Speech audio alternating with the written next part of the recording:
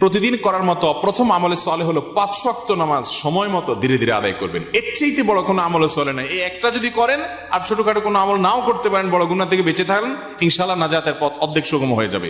5 ওয়াক্ত নামাজ, এইটার কোনো বিকল্প ইসলামে আর কিছু নাই। এইটা ঠিক রাখতেই হবে, এক্ষেত্রে কোনো ছাড় নাই। দাঁড়ায় না হলে বসে শুয়ে যেভাবে পারেন পড়তেই হবে, কোনো ছাড় নাই।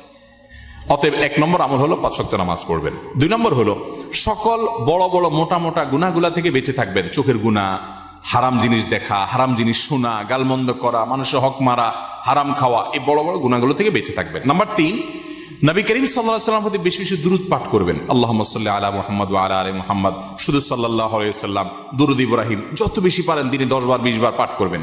নাম্বার 4, ইস্তিগফার বেশি বেশি করবেন। আস্তাগফিরুল্লাহ ওয়া আতুবু ইলাইহি, আস্তাগফিরুল্লাহ ওয়া আতুবু ইলাইহি, আস্তাগফিরুল্লাহ আল্লাযী লা ইলাহা ইল্লা হুয়াল হাইয়ুল কাইয়্যুম, এরকম ইস্তিগফার পড়বেন। নাম্বার 5, যেই কোনো কাজ করবেন, এই কাজগুলোর পাশাপাশি কোরআনে কারীমের তেলাওয়াত প্রতিদিন একটু একটু করে করবেন। বিশেষ করে সূরা ইখলাস, কুল হুয়াল্লাহ সূরা একবার পড়লে 3 ভাগের কোরআন 3 ভাগের 1 ভাগ পড়ার সমান সওয়াব হয়। অতএব আপনি চাইলে কয়েক মিনিটের ভিতরে পুরো 1 খতম কোরআনের সওয়াব পেতে পারেন। বিশেষ সূরা ইখলাস পাঠ করবেন।